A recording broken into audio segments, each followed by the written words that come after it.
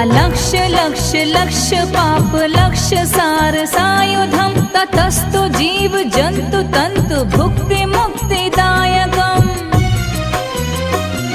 विरंचि विष्णु शंकर सखीय धाम वर्मदे त्वदीय पाद पंकजं नमामि देवी नर्मदे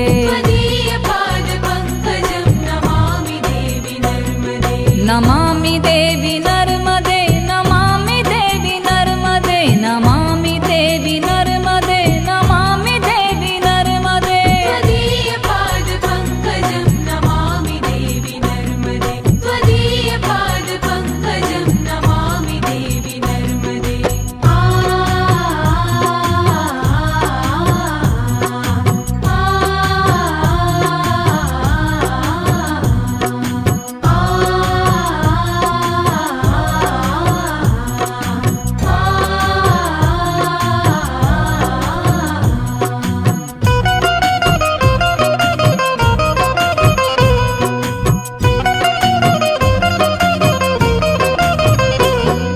अहोम्रतं स्वनं श्रुतं